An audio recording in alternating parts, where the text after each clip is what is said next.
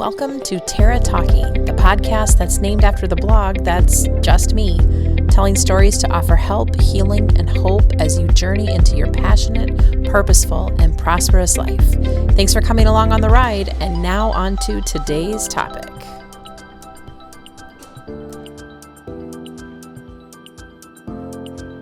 Tonight, we're talking about how loving yourself helps you get out of the overwhelm and back into a place of motivation. Where this video is coming from is listening to what some of you tell me when you send me a message, when we email back and forth, and it's a little bit me reading between the lines and remembering kind of the feelings that I would say I was having deep in the throes before I started learning some of the value and the beauty of what it actually looked like and meant to love myself. That feeling of overwhelm is something that, on the one hand, I want to say I live with it as just kind of my baseline operational standpoint. I mean, life is overwhelming. There is no need to further quantify it. Whatever you go through, whatever you live through, there is some overwhelm going on.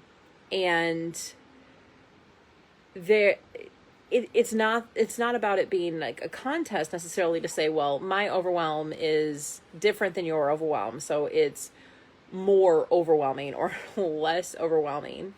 It is enough for us to accept that everyone is a little overwhelmed, especially with, some of the things that the pandemic has brought up and the effects thereof, the quarantining, the social distancing, the isolation, the shutting down of plans, the changing of plans.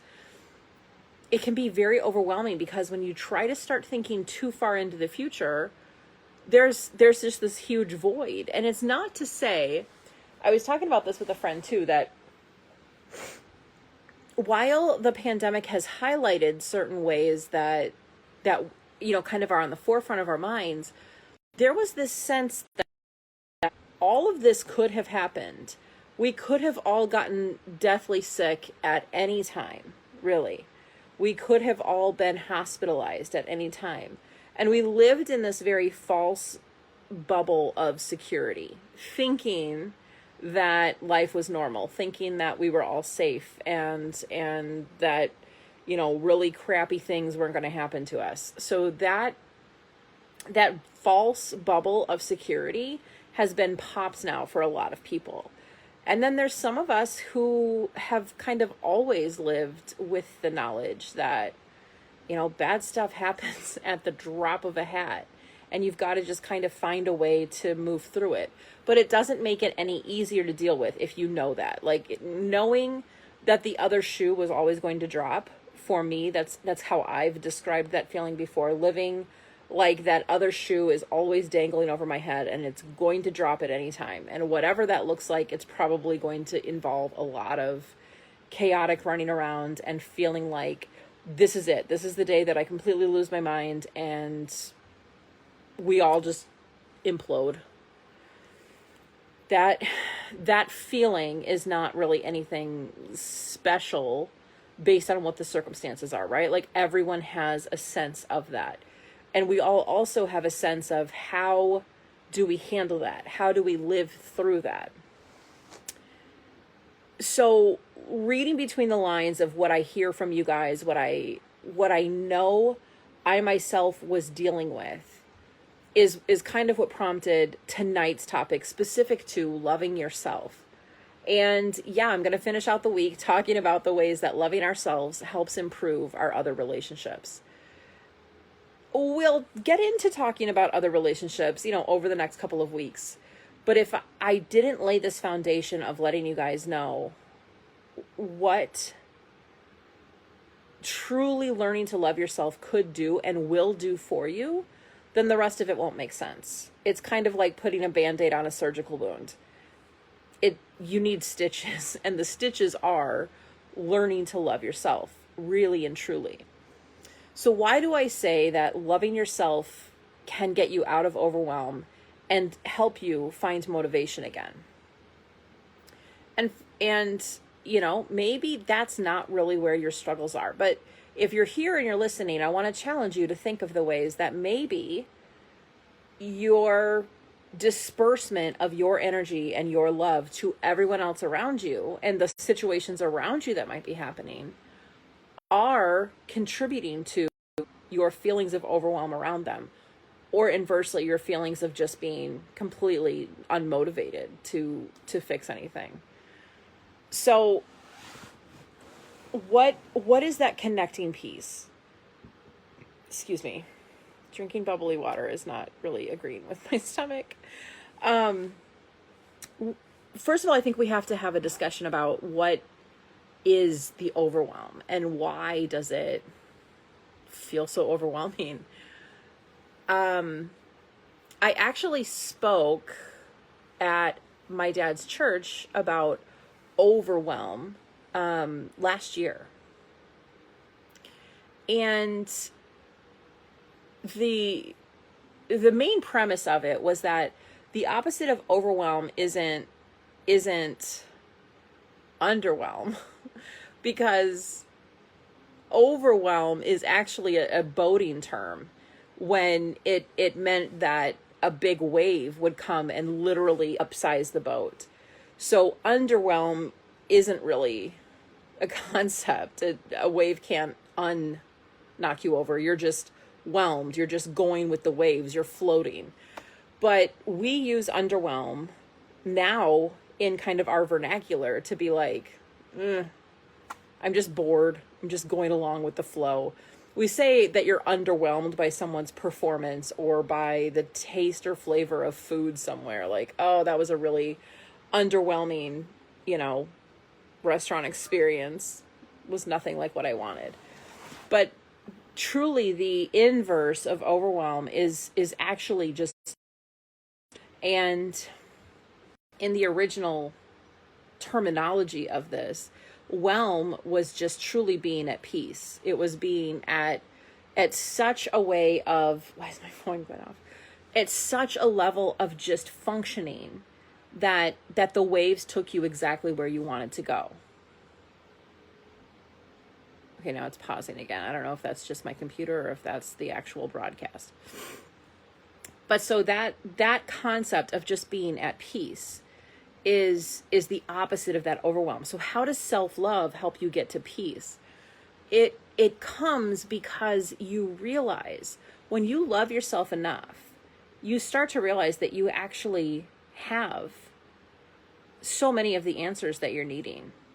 You get overwhelmed when you're trying to look outside of yourself and you get caught up in the future unknowns, and you're saying, well, what's going to happen? What's going to happen? What's going to happen? Or what if this bad thing happens? What if? And all you're doing is just placing your power and your energy and your ability to solve problems in all of these little blocks ahead of you. And it's like you're taking pieces and chunks of yourself and constantly putting them forward. And yet when you love yourself, I want this hair to stay back. When you love yourself enough to realize my worrying about the future doesn't actually solve anything. And that's different than being prepared for the future. You can prepare and kind of know, like, okay, when or if that other shoe drops, here's what's going to happen to me. You can say, I'm going to start putting money into savings in case a car repair comes up that I need to handle. I'm going to have a backup plan for where my kids are going to go if I get stuck in traffic. It's not to say that planning for the future isn't smart, but worrying about the future and giving away your own ability to function in the face of even chaotic events isn't very loving. It's not really trusting yourself. Loving yourself equals trusting yourself. Loving yourself equals trust that when push comes to shove, you know what to do. because the fact that you're here still proves that you've always known what to do. It might not have felt like it in the moment. It might have felt like your boat had been overturned, that you were overwhelmed, that you couldn't think. But eventually you did. And you're here now. And you've successfully gotten through all of that. If you can understand that, drop me something in the comments and let me know that yes, you can own that, even if you haven't thought of it.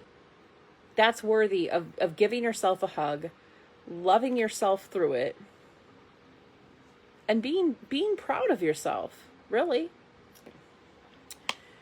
So that's how the loving yourself enough to know that even if you feel overwhelmed, you can get yourself back to a state of peace and calm.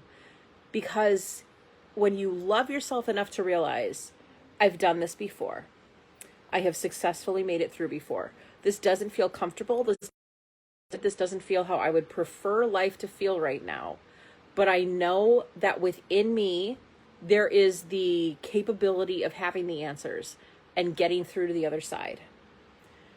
When you have spent so much time giving your love away to other people, other situations, other things outside of yourself, instead of back to you, you allow other people to answer those questions for you. Can I make it through this? You want someone else to tell you, yes, of course you can make it through this. And then you're probably not believing it, because on some level, your response, there was a meme going around. I mean, I've seen this for weeks and months, but it gained some traction a couple weeks ago. And it says, ultra independence is a trauma response. And so many people that I've seen like reposting this are like, oh my gosh, this describes me to a T. Yes, it is a trauma response, because you've learned that you can't trust anyone else. And yet you keep doing it. That's every time I see this meme pop up, I want to like shake the people who are reposting it and say, so stop. Stop responding to your trauma this way. Stop holding yourself so tight. This is probably its own whole video, because I have feelings about it. I have many words. But the point being that it still doesn't, it's not a badge of honor to continue responding to your trauma that way. The point being, heal it. Heal from this sense of ultra independence that means that you're pushing away the very help you're still seeking. You're pushing away the love you're still seeking. You're both begging the universe for something, or begging God to answer a prayer this certain way, and yet then saying, no, I'm too afraid of that happening, so I'm going to just continue to pull into my own little shell where I can deal with my pain and my frustration and my overwhelm. That's not loving. That's not healing. That is not in any way something that you earn a gold star from the masters of the universe for. No one's going to come down and give you a medal because you're ultra independent. Believe me, if they did, I would win it. But when I realized that trying so hard to stay ultra independent was doing me absolutely no favors, and therefore the people around me who I did love absolutely no favors, I had to heal from that. And the healing from that trauma response, from that ultra independence, was not so much that I became ultra dependent on people. It was that I realized I could both have the answers and accept help. That one didn't have to mean the other didn't get to happen. Well, before I launch into a 3-hour-long live about that, which I want to plan better, because I don't want to take away from the fact that that can be a very, very powerful realization for very many people, to realize that the reason they pull away, the reason they kind of continue to just have this, I'll do it on my own type of behavior, isn't isn't really a conscious thought that they're having. It is a deeply ingrained response to some early trauma. And when I say early, I don't always mean that it was like pre-remembrance. I mean, early could be really like young adulthood, high school, college, early in your marriage, just something that kind of was in that formative time, whatever you term that as. So I want to be able to give that actual video that I do want to do a little bit better thought before I go off about it on a random Thursday night. So that's the overwhelm part. How loving yourself can not bring you to a place of underwhelm, but bring you to this middle neutral area where you're able to just live in peace. When I was first working with one of my strongest mentor coaches, he had this it was like a chart of human emotions. And it would always be about when you feel a bad emotion, you don't always have to go from feeling sad or depressed or anxious right up to the top of, happy elation. That's a really hard ask for the human psyche. But sometimes if you can choose an emotion that's even just a level or two above where you are, maybe you go from sadness to anger, because at least then you're like having oomph about something.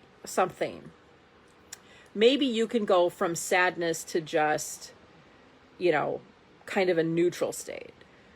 It doesn't have to be sadness all the way up to happiness. And within this, the reason I bring this up is because to me, I always thought feeling loved, feeling happy was my ultimate emotional state. And it's because I didn't even recognize that at the top is peace. At the top is calm. That's the opposite of overwhelm and chaos. And that's where I had been living my life. I had never even thought about that being really the top of where I was going. I just thought if I could just feel happy, that was such a pinnacle of emotion for me. So loving myself meant bringing myself to a place where I realized yes, feeling happy was a great goal. No one said it wasn't. But when I realized that what I was really usually ultimately looking for was peace. And peace can look and feel different to each of us. That's what I want you to know, is that loving yourself to peace, to the opposite of that overwhelm, doesn't always happen. You can do it. Tied very closely to that is the second part of this video, which is that, and I know when my phone turns yellow that we are almost a half an hour in.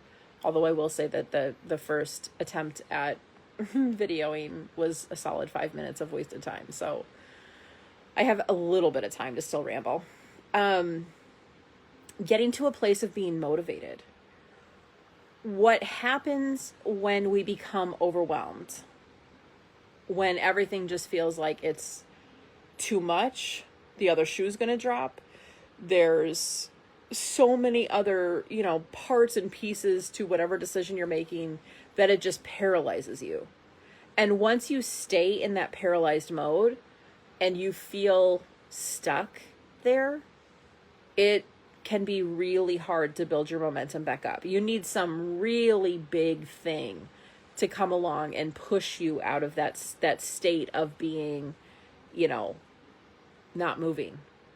And we tend to not move when we're scared of what's coming up, when there's fear. And fear is really and truly the opposite of love. Again, a whole other video, probably actually a whole other course actually of what does love mean and where does fear come from. But fear is what keeps us paralyzed. That paralyzation of not moving and no forward momentum and feeling stuck is where we lose our motivation. And again, motivation is a word that I hear from so many of you. If I could just be motivated to do this, or to start here, or to make some changes, or to have those hard conversations. Motivation is another thing also, just like what overwhelms you, what motivates you. Every human being is different. Every one of us has a different motivating factor. But when you love yourself, you don't need that factor to be anything outside of you. It comes intrinsically. You begin to motivate yourself. You begin to feel this motivation. Okay, story time. Hold on, let me take a drink first.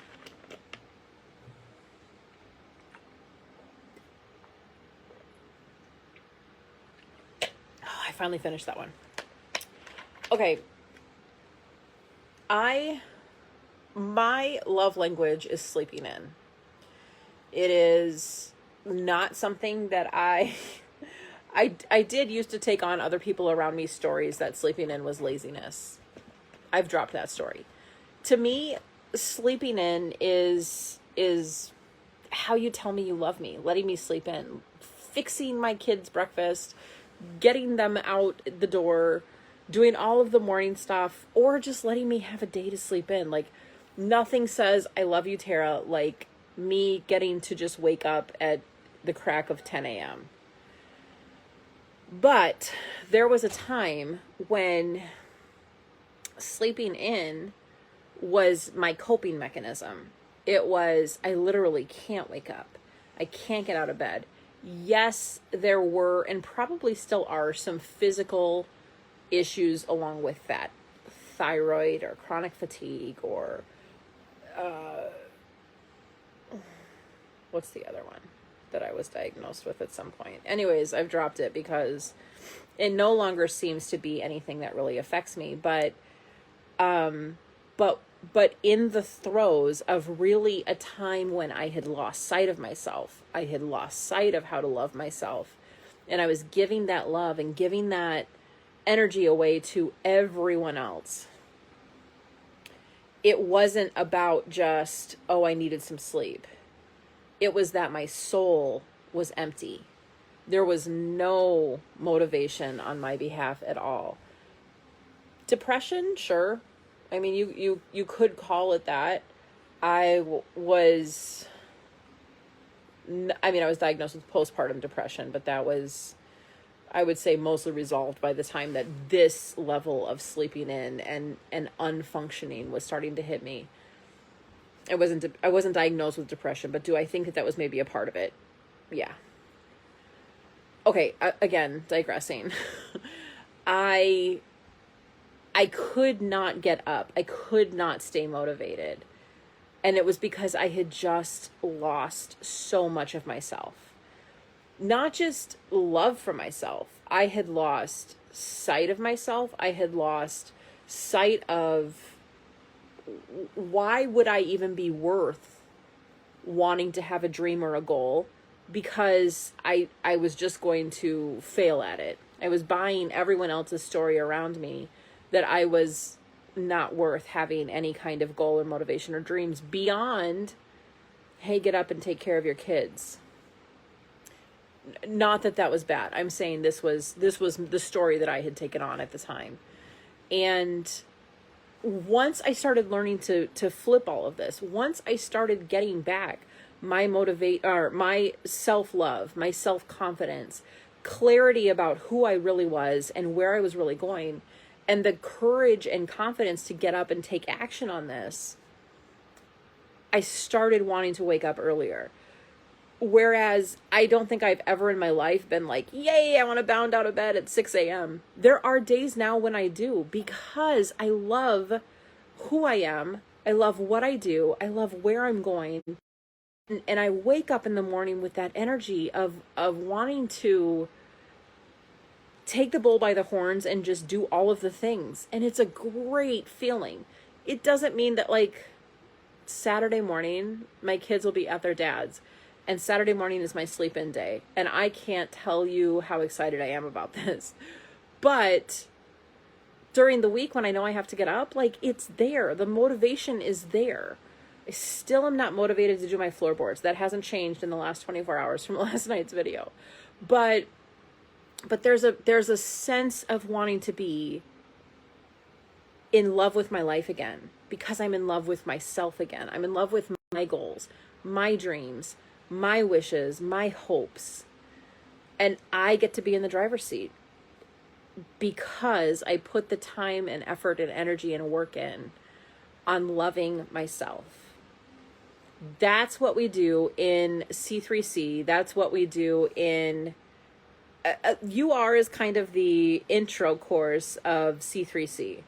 But Clarity, Courage, and Confidence, the C3C collective, is the group coaching program where you get to work at your own pace through the videos, through the homework, but you also have me there to help push you, to help guide you, to help ask more of those pointed questions, to help you find your own love for yourself. Through that, to stop battling the overwhelm, and through that, to find your motivation for what your true goals are, and drop the drama from other people around you and what they're telling you your goals should be, what they're saying your motivation should be. That's what I put all of my love, effort, and energy into. That's what motivates me, is when I see women being able to take a hold of the fact that they're ready to say enough of buying my own BS, of listening to the voices of everyone around me and never my own, and enough of living in this unmotivated, overwhelmed, chaotic state. I'm ready to put some things into place, take some action, and love myself enough to move forward, to get out of that rut of stuckness. So that's really, I think, the biggest thing that I want to tell you, is that the overwhelm and the motivation don't have to rule, the lack of motivation don't have to rule your life. They don't. It might feel like it, but that's you buying a story from outside of yourself. You can also just as easily believe the story that you're capable of loving yourself enough to want better for yourself, to act better, to make some changes even if they feel tough. And yeah, I don't want to, this is going to start turning into another video, and I'm thirsty, and I don't want to just sit here and be guzzling water on camera all night, because then I'm going to have to run to the bathroom. So I think that is, yeah, I mean, that's almost 40 minutes of rambling. So that's, I think, it for tonight. If you resonated at all with this, let me know. Where are you stuck at? What is your overwhelm? Where do you not have motivation? Let's talk about it. You don't have to dump all of your secrets into the comments here. My DMs are open. I love waking up the next morning and seeing all the messages from you guys saying, you know, hey, this resonated, or this was this, and how did you get in my head on this? Like, nothing makes me happier than to know that we're synced up, you know, that we're on the same page together, that what I'm putting down, you're picking up, because that's how you know that you are in the right place to start receiving the help. When you continue to hear these messages and it's really starting to just be like, okay, this is beyond a coincidence, that is your soul telling you this is what you need. I know it's hard to make changes. I know it's hard to believe new things sometimes. I know it's hard to get out of those ruts. I know it is. But all you have to do is say yes to yourself. The rest of it starts to come easier once you make that really hard choice to say yes to yourself, however that looks. And yeah, that's what I want to leave you. My cat's freaking out. He's like literally right here. Want to see him?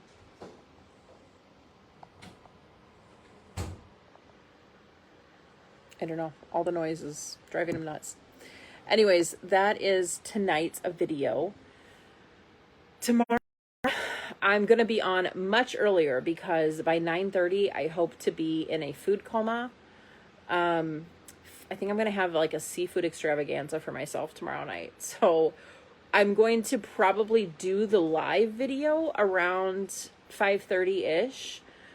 If you want to tag in it, let me know in the comments here.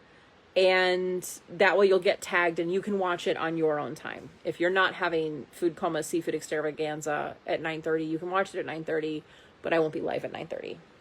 So that is that. And if you have specific relationship things that you want to talk about for next week, let me know them.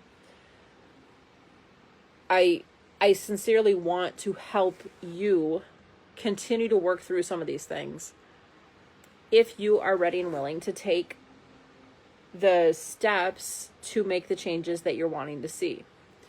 So yeah, that's that. I've got to go drink some more water. Why is my mouth so dry? What is going on with me? It's got to be a hormonal change of some kind, which I'm not a big fan of. So I'm going to go drink some water.